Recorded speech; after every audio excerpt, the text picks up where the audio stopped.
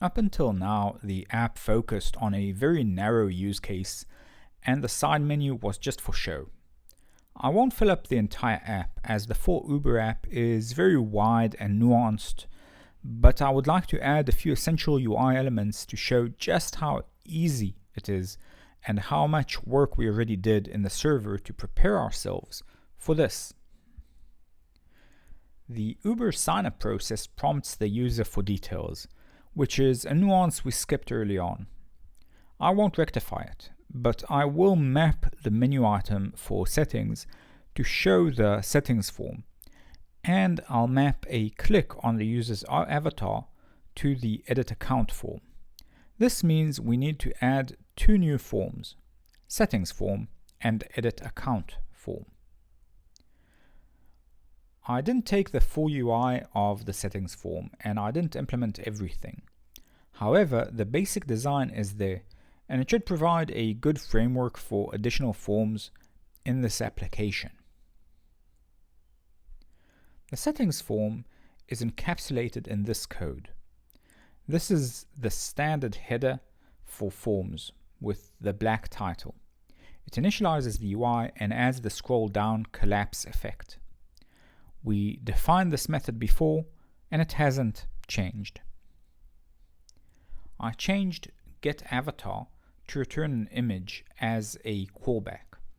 This can happen if the image wasn't downloaded yet from the server. The rest of the code is mostly UI mockup, meant to replicate some of the UI elements in the Uber app. Most of these things aren't challenging.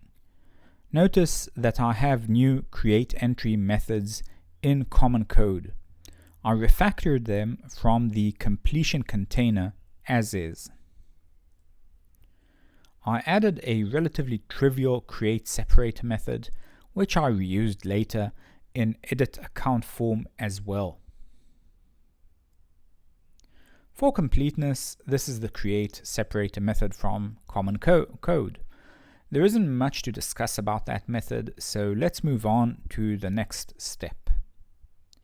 The next step is a review of the changes to the getAvatar method. Most of the code is the same as it was before. All of this didn't change at all. We still need the mask object regardless of the outcome, as we will need to mask an image avatar from the server too in order to give it the round effect. The reason we need to do it, all of that in the client, is that only the client knows the size of the image it needs. This will also give the server flexibility in the future to increase image resolution/size. The fetchAvatar method might fetch the avatar image from local storage or download it from the internet. When it's done, it will invoke the callback method with the image object. The image was fetched from local storage. The avatar might already be there, so we don't need to do anything else.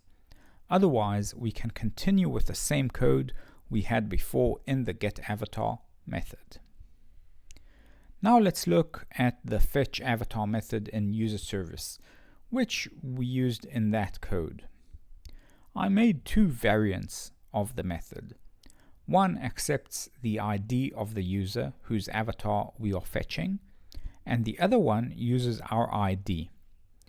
Right now, I only use the one that doesn't take the ID. However, it should be trivial to show the image of the driver scheduled to pick us up next to his name. This is a web service I already mapped in the server code a while back. The image is returned for the user with the given ID in the path. A new user won't have an avatar, and we will get a full response, which is 100% valid for this case.